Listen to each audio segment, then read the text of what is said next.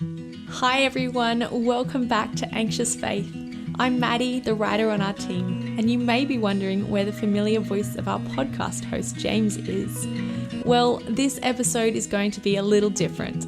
Our team here at Anxious Faith thought it would be great to hear from James this week, not as the host, but as the interviewee. We wanted to share the story of how Anxious Faith came about, from an idea James had almost 10 years ago to what it is today.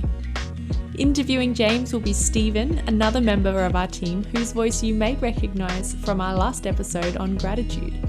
Beyond hearing how Anxious Faith started, we'll also delve into James's own journey with mental illness as he shares with us about his wife's anxiety disorder, their experience having kids, and how playing the role of a carer turned on its head when James himself started struggling with anxiety and depression. Through his story, James will share where his faith has brought him and the tough questions he's asked of God along the way. Are you ready? I'll let James and Stephen take it away. Weird sitting on this side of the table. It's an entirely different view. It's very different. We thought it would be just a wonderful opportunity to kind of hear your story. Tell us about yourself, James. Yeah. I'm James. I've been married to Beth for 16 odd years now, nearly 16 years actually, somewhere around there. We got 2 kids. Got a nearly 13-year-old boy and a 7.5-year-old girl. Any 4-legged friends? Yes. I'm very close to my dog Scout, our dog Scout. She's our family dog. The family all joke that she's my dog. And so I will reluctantly agree with that. But yeah, we're a family that are pretty close-knit, spend a lot of time together, do a lot of things together, which is really nice. But yeah, get out camping when we can, that kind of thing. I play video games with my kids. I build furniture in my spare time. That's cool. And your role here at Anxious Faith isn't just being a nice voice to listen to. I thought it was, sorry. What else do you do? Yeah, so I work for Our Daily Bread Ministries, which is the parent ministry for Anxious Faith.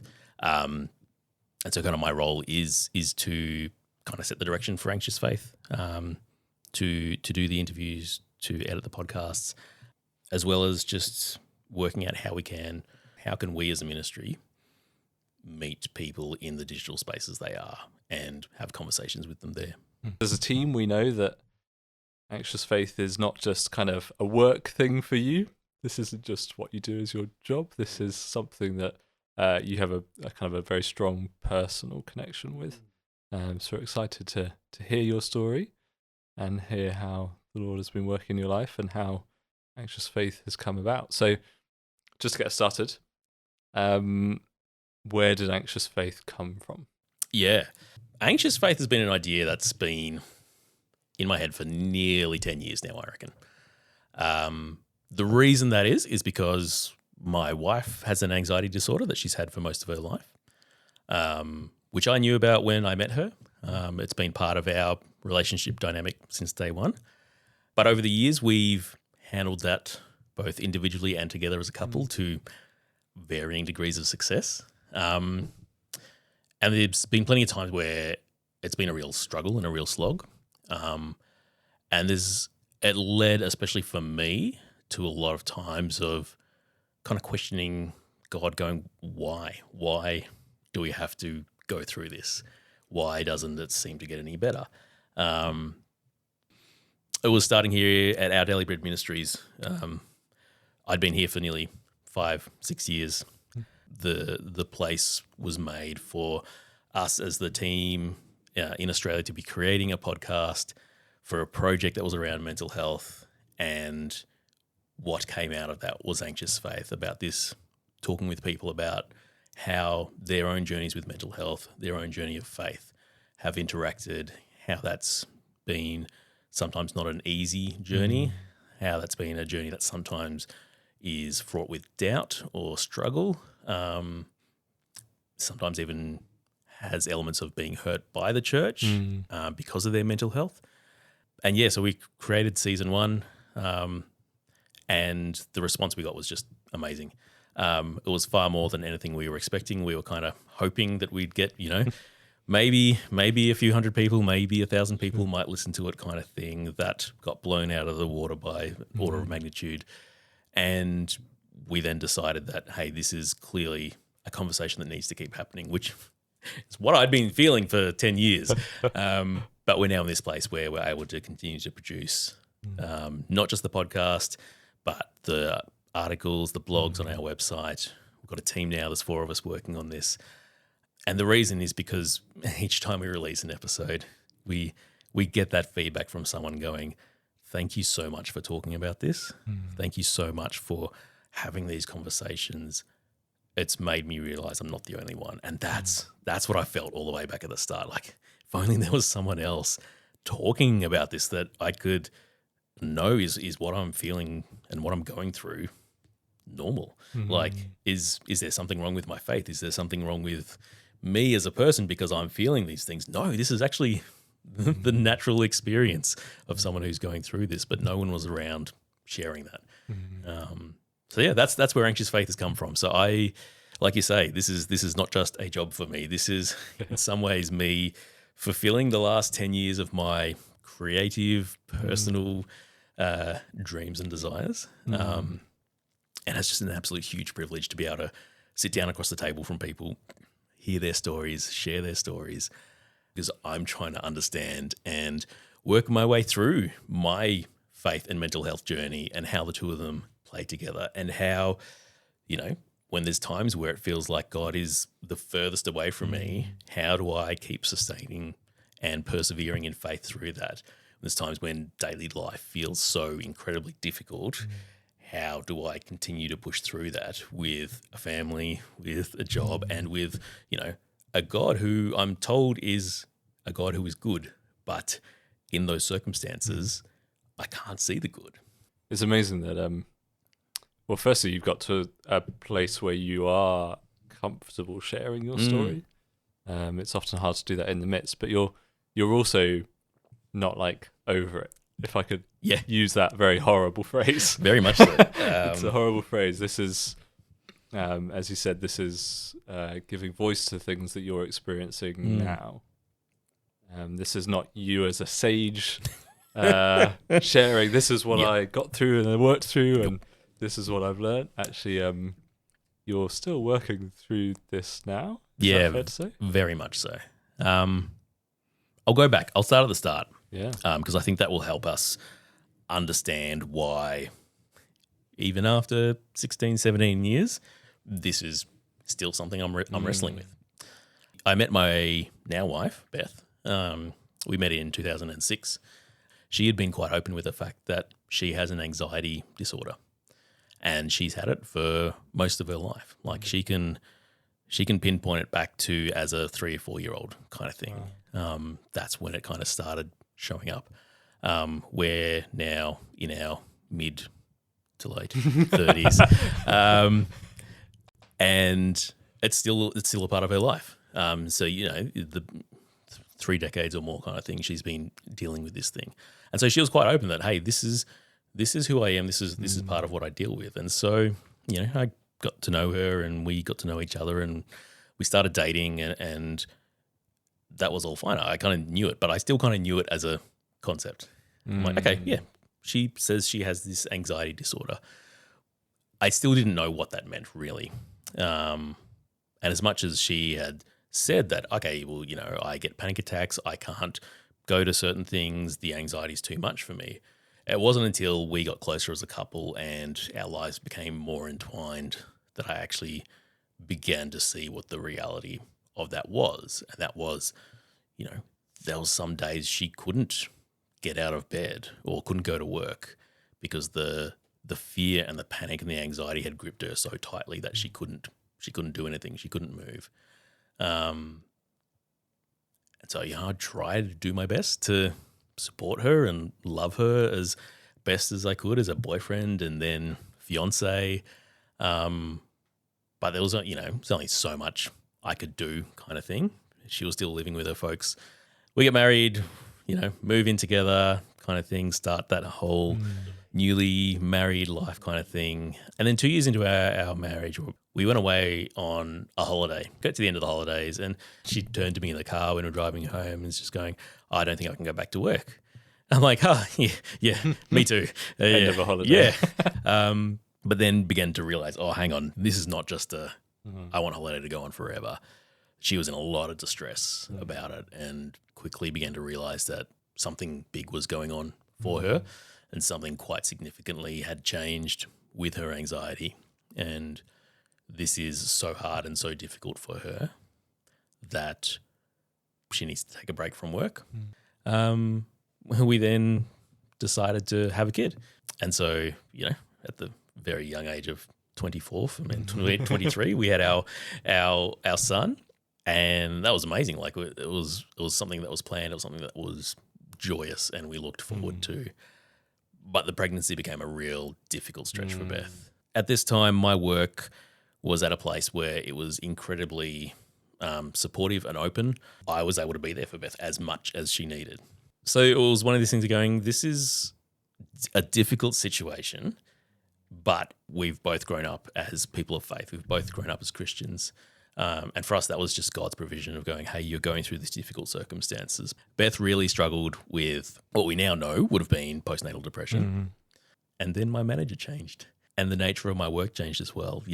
My new manager had a very different expectation of work, and that was the only place you can work is sitting at that desk in this office. Otherwise, you're not working. That space that we'd had that had allowed Beth to kind of get over that postnatal depression period kind of thing, become more confident again, be able to start living her life again kind of thing as well, then just got completely thrown again. It went from this is difficult, but this is manageable very quickly to this is incredibly more difficult and not sustainable. And that's probably the first time that I really started to struggle with my mental health. Following along this whole journey at the same time, the whole time since we'd had our son, Beth had the sense that our family's not complete. And I, in theory, wanted a second kid. I, in all reality, could not see how that would work for us as a family. I was just like, there is the way I feel inside me. I don't think I would survive having the responsibility of another kid. But there'll come a time when all this has been dealt with and we'll be in the right place to have a second kid. And year after year after year goes on and we're dealing, but things don't seem to be getting any better. And it was pretty amazing because there was a moment when we were out one night of going, well, yeah, if that is his will for us, then I'm never going to feel like there's a perfect time for it. But I am trusting that he will then provide what is needed to get to that place. And it was one of those moments where God did a very clear and a very concise work with me over a very short period of time of making that realization that it's like, well, yeah, this is the right thing. Yeah. And so we got to the point of, we went, yeah, let's have a second kid. But we were in this place where Beth had been coping so much better. We now had this more flexibility from work. We're going, fantastic. God has made a way for us as a family to get to this point where we can do this. And it was to the day where overnight she went from coping amazingly well, having wonderful times during the day with our son and when I was at work and it not being an issue, to the depression and anxiety just ramped up to the strongest she's probably ever felt in her life, completely overnight, without warning, without any kind of precursors or anything like that. And so we were just like, why? We thought we'd gotten to the point of this was the right time and this was God saying this is the right time. And now this. And I really struggled with that because I'm just like, well, hang on. I thought I was doing the things I had to do. I'd kind of submitted myself to you, God, and allowed you to do that work in me of taking away that focus on myself of I don't think I can do this, to recognizing that you are sovereign and you are in control. And so I can let go of those things. And then suddenly. And it seems to have opened up and things are getting better and this is wonderful. And maybe we're coming out the other side of our big, long story kind of thing. And then bang, just overnight, the bottom falls out of it again. It was one of those things where that, again, was just another feeling like just being slapped down again. It was that time of questioning again, of going, come on, God, why is it that every time we seem like we're on the right track, we seem like we've come through the valley, well, there's that little lip up, and then it's dropping down even further. And that has been one of the biggest struggles that is still there to this day, of going, when does this end? Does this end? Does this end this side of heaven? And I don't know the answer to that. I mean, I know that we're told that following Jesus is not a ticket to an easy life.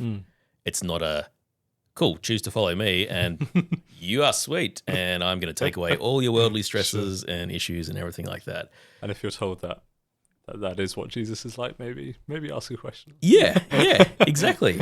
Maybe just reread back through the Gospels a little bit and just see what he actually said. And so knowing that theoretically and knowing that in my head and knowing that in my heart that, okay, I know it's not going to be an easy life. But at the same time, like I've been working in Christian organizations, I've been working in ministry. There's that human part of me that goes, hey, I'm holding up my part of the deal. I'm dedicating my life to do work for you. I'm trying to do all the things I feel like I'm supposed to be doing. And yet it's just kind of one blow after another, as opposed to ever getting to that point where life seems to be getting easier. It then just kind of continued to follow that pattern a bit more.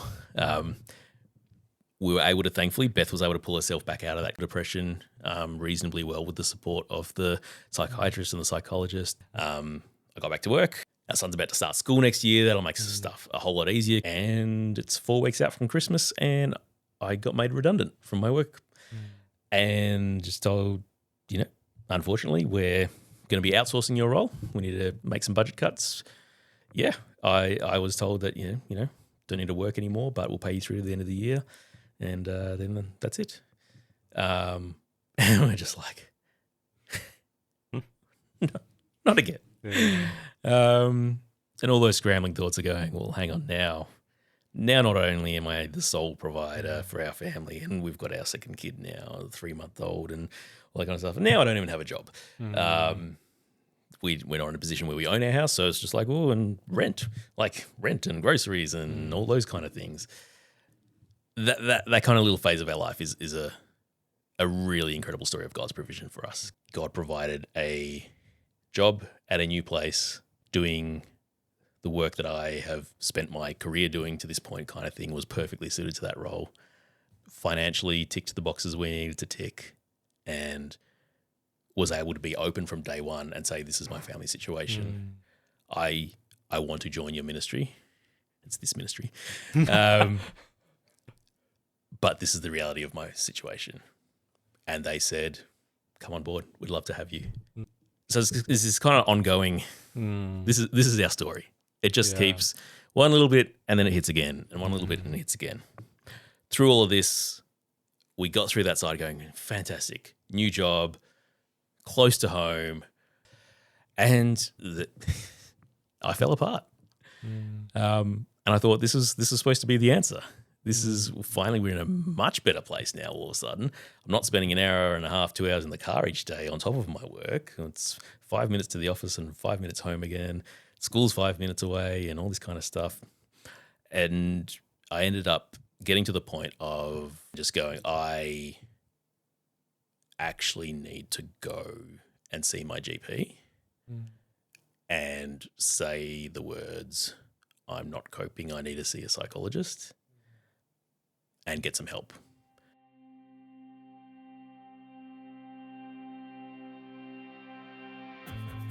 Hey there, it's Maddie again. I hope you've been enjoying today's episode, and if you are, make sure to catch up on all our other episodes and share them with people in your life. You can also find the full video interview from today's episode on our YouTube channel, which includes a whole lot more of James's story. Did you know we also post weekly on our blog at anxiousfaith.org? With recent blog posts such as "It's hard to be open about mental illness as a guy," "I was a pastor with depression," and "What I've learned dating someone with anxiety." There's something for everyone. Subscribe at anxiousfaith.org to make sure you don't miss a thing. You can also follow us on Instagram, Facebook, TikTok or YouTube to stay up to date with what we're doing and find out what's going on behind the scenes. Alrighty, let's get back to the episode where James shares about the struggle with his own mental health and how it led him to visiting a GP. So you've just started a new ministry? Mm-hmm. This ministry? This ministry, yep. You up until then, circumstances have been very up and down, a bit of a Mm. roller coaster. You had that image of the valley just sort of going down and down, Yeah. and then going up a little bit and then Yep. down again. So what was life like at that point in time? Yeah. It was filled with hope. Okay. What I was feeling didn't match up with that feeling of hope, because it was this sense of a new season, a new opportunity with new and additional support, both from a workplace that was a lot more understanding, as well as our oldest being at school. And so they're literally the logistical for 6.5 hours, 5 days a week kind of things. Someone else is responsible for him.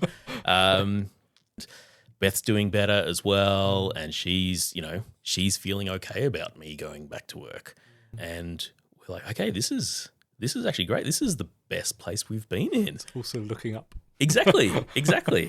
And then I started, and within me was this not sense of dread, but just this absolute sense of flatness and emptiness, that this is supposed to be an easier space for us. Externally, this is easier for us. This is working for us as a family. Yet inside, nothing. I don't know what to do. I can't even tell you what I want to do. I can't even think of anything I could do that would make me feel a bit better. I love my kids and love my wife, and I don't want that to change or anything like that, but I just honestly have nothing. And when I'd previously, like earlier, a few years earlier, when I'd kind of identified with, okay, I've got a lot of symptoms of depression, it had never been anywhere near to that extent. It had been they're there in the background, but I still function. And this was really starting to feel like if I don't do something about this, I won't actually be able to function. Like it felt like it was pulling me in further and further. And that was kind of the wake-up call of going, okay, yes, something needs to be done, and something needs to be done now. Because, yeah, I'm just like, well, I know the kind of thoughts I've had before when I've been in those really stressed, anxious times. There has been suicide ideation.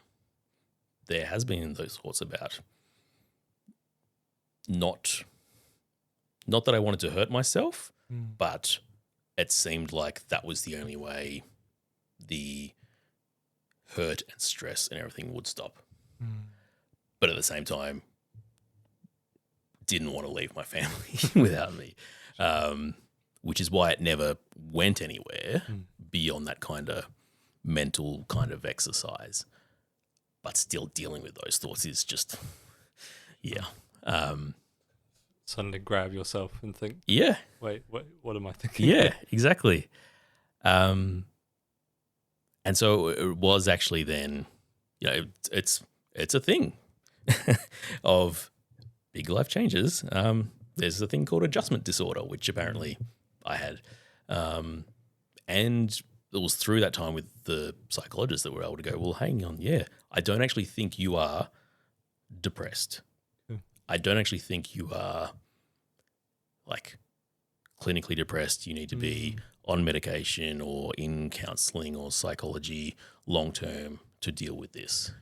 He said, I think it is literally just you have carried so much for so long that now that there has been the chance for your mind and your body and your spirit and your emotions to take a breather, they've just all gone on protest and just gone, no.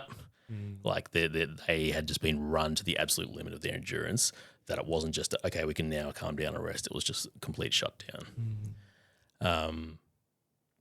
And so thankfully, that was then something I was able to recover from reasonably well. It didn't take a huge amount of time for me to actually learn how to reprocess that thinking. I only saw him 5 or 6 times kind of thing over a period of a couple of months. And after that, he's like, I don't think you need to see me anymore. And I'm like, yeah, I don't think I need to either. He's like, yeah, check in with your counsellor when you need, obviously. But I said, for what you've gone through and where you've come to now, I think you're okay. And I'm like, yeah, I had kind of gotten through that period and, you know, was able to rediscover joy and was able to know what I wanted to do to have fun, was able to unwind and find that balance in life again and things like that. Didn't have that feeling of being sucked and drawn down into that even further and further. And so I was able to just go, okay, cool, yeah, things continue to go on. Experiencing that kind of level of, whether you want to say feeling or what kind of word you want to say, but experiencing that for yourself, looking back, did that help you experiencing that, understand what she was experiencing, that almost despite good circumstances, these challenges can still present themselves? Yeah, 100%. That was probably, as much as I had kind of gone, yeah, I struggle, yeah, I see a counsellor, yes, I'm learning some stuff, that was probably the catalyst that actually probably made me realise I've got my own mental health stuff to deal with beyond just caring for someone else. And that, when it became if I've felt this, that makes so much more sense about how that circumstance in the past played out. And it really gave me a whole lot more empathy for Beth and what she'd been through. And really helped me to understand a lot more where that had. And that we can experience these anxiety or depression or other conditions, whether life is stressful or not. Obviously, stressful times contribute to those things, but sometimes we can just, it's almost, maybe it sounds too simplistic, but it's almost just say like some of these things could just be biological, and we can experience these things in a moment despite everything else being good. Exactly. And I think, did that help you also then relate not only to your wife but also to other people? Yeah. And it's one of those things where, to kind of bring it back full circle to where Anxious Faith came from, was that realizing that if I've been able to get to this point of realizing what things were like for Beth, it's taken me by this stage 12 years and only myself kind of hitting rock bottom, so to speak, or the lowest I've hit in my own life for me to actually make that connection. Why wasn't there someone that could have walked through that with us, that was willing enough and open enough to say, hey, yeah, you're going to feel a lot of stuff, even if you are just the partner of someone that's going through it. You're going to feel some feelings that you're not going to like at all, and you're going to hate yourself for feeling these feelings. But that's actually normal. And just the fact that you've had those feelings doesn't mean there's anything wrong with you. Doesn't mean there's anything wrong with your relationship or anything like that. But that's actually just normal. And the parallel of that, or running along at the same time, was the faith side of things as well. About going, each hit after hit after hit made me go, God, why? Like, what is the point of this? Why do you keep doing this over and over again? I remember in this kind of time where I was about as low as I was, Beth and I were praying one night, and she was getting really teary as she was praying, because she's like, I get a sense that you're only just hanging on. And I kind of said to her that what it feels like is that, you know, if we're coming before the throne of God, when we come to him in prayer, I am just here curled up in a ball, unable to move, unable to speak. I'm here, but that is literally it at the moment. I can't even say or articulate what I'm feeling, because I just feel like it's just been hit after hit after hit, and I don't understand why. And like I said earlier, like, yes, it's not going to be an easy life. We're not promised an easy life by following Jesus. But at the same time, I'm just like, what is the good that comes from this? How is this seeing you glorified in my life, God? Why am I having to deal with these thoughts about where, in my mind, the only way out of it was that if I was not alive anymore, to how does that help me lead my family? It will be, you know, work in ministry and things like that. How does that help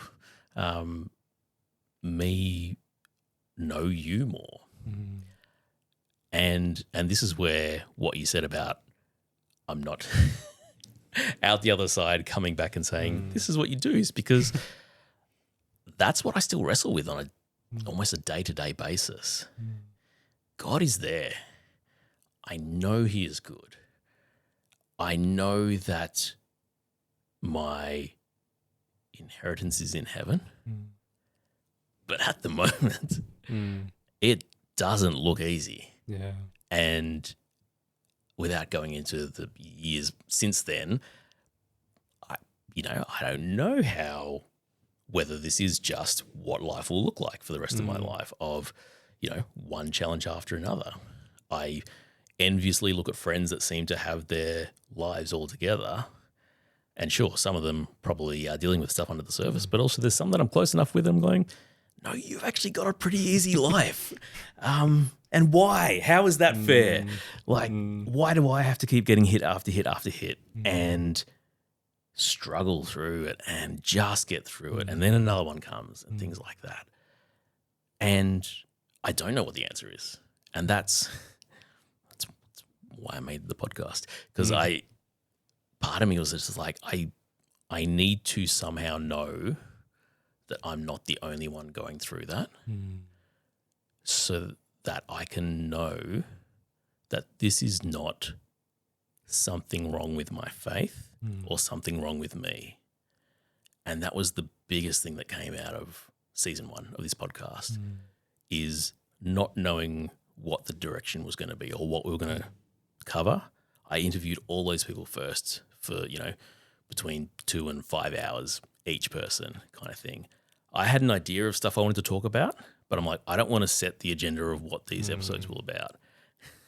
And every single one of those people had stories that fit into the same experiences I'd had, or had been through those feelings I'd felt, or had the doubts that I'd had. And all of a sudden I'm just like, okay, this is not just me. There is not something wrong with my faith. I'm not doing my faith wrong somehow. Sure, I can always be doing it better, but it's not like I've somehow fundamentally missed something. Through all these kinds of changing circumstances, you said that one of the basic things you've often been comforted is that God is there. He's with you. He's near, even if that means just going up crawled into his presence. How did you know that? Ooh. That's a tough one. I don't know if I can quantify how I known that. I've been blessed, I know, by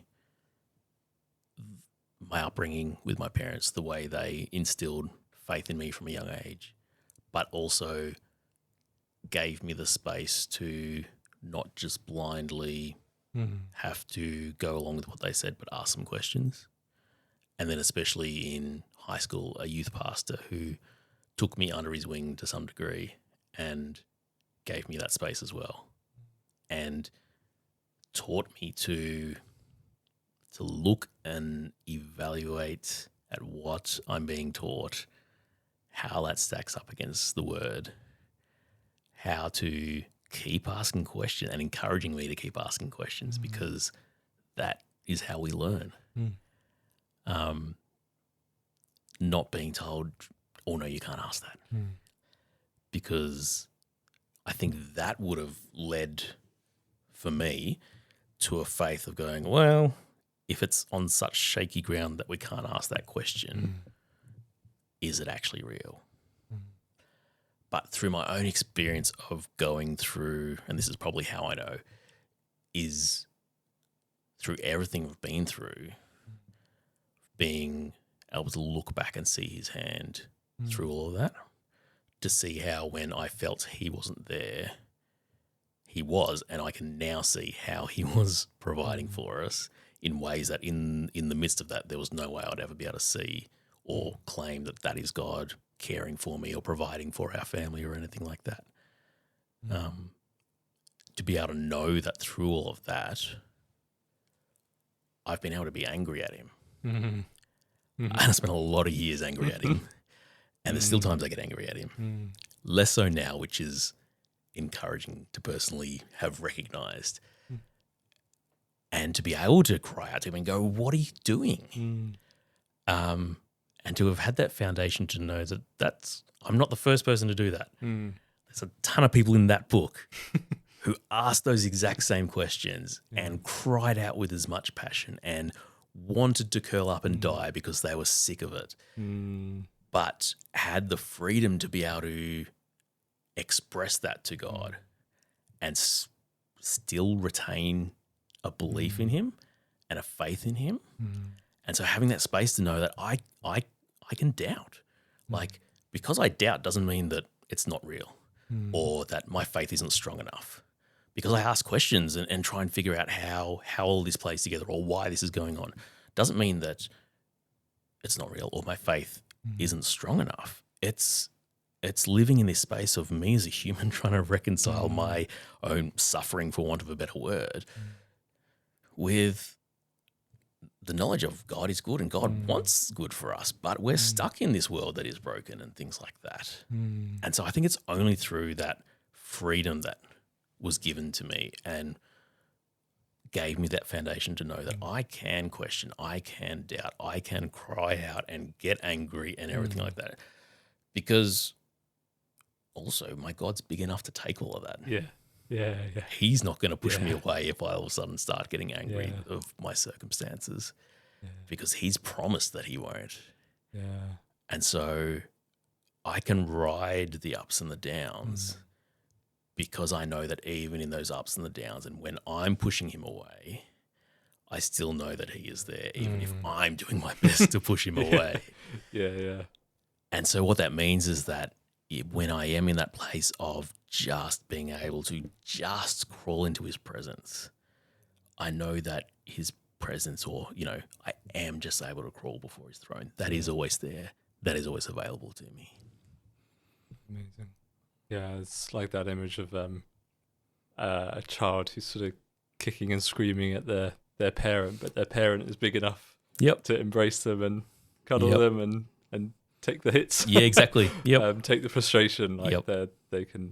They can deal with that, and our God is a kind Father who can take that from us. And you mentioned it's an encouragement to see stories of people like that in Scripture. sometimes as Christians we can read passages like Elijah suffering or Job and almost just feel uncomfortable. Like we don't really know what to do. Like you mentioned, Hang on. We shouldn't be talking about questioning God, should we? Yeah. We're not allowed to ask God if he knows what he's doing. Yeah, you mentioned those kind of friends who like don't know quite how to respond to this, but we do see that in Scripture, don't we? We see people who are broken, questioning God. Do you find encouragement in that? Absolutely, and the fact that it doesn't necessarily immediately get better. Yeah, Job's story isn't a 2-week story. Yeah, we tend to have a 6-week sermon series at church. Yeah. 1 or 2 weeks, chapter 1, 1 or 2 weeks at the end, and we skip through. Let's skip through the other 30 odd chapters in the middle, right? Yeah. Where there's amazing imagery of Job questioning God, but also God putting Job back in his place at times and saying, well, where were you when I formed the earth? And where were you when I told the water where to go and the land where to go? And then Job realizing, oh yeah, hang on, I've realized my place again a little bit. Yeah. But in that, Job also sees the power of God and the majesty of God, that God is able to do all those things. The humanness and the reality that I had to discover in the Bible. Yeah. That I think is so often just glossed over, as you say, especially in childhood or teenage years and things like that. Let's focus on the positive stuff. Let's look at Jesus came and died for us. Yeah. Let's look at the good news stories and focus just on the good news. But discovering that, wow, okay, there's people that cried out to God to kill them. If they can do that and still come out the other side, there is permission in that. Yeah. To be able to do the same with God. Yeah. In his word, he has said, here are the stories of my followers and how I loved and supported and interacted them and brought them through that. And for some of them, it was not until heaven that their physical situations got fixed. But the permission is there to cry out and to feel my human emotions because he is the God who just wants me to come to him, whether that is full of joy and singing or out of desperation. Yeah, because the Lord is near.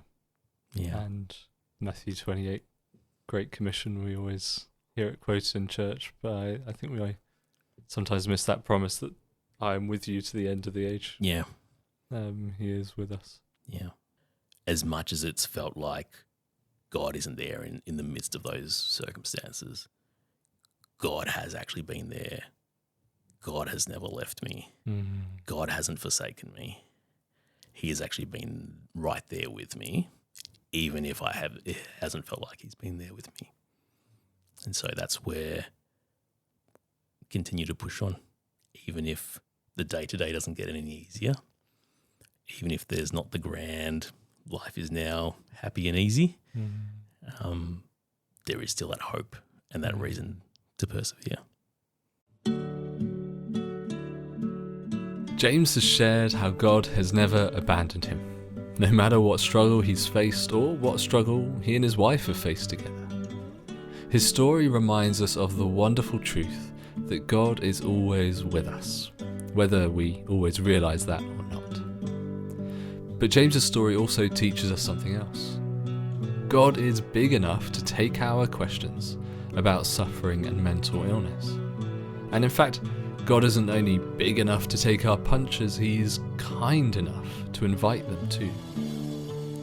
We sometimes only hear of the success stories of the Bible, but there are plenty of people who were following God, yet also endured great pain and anguish.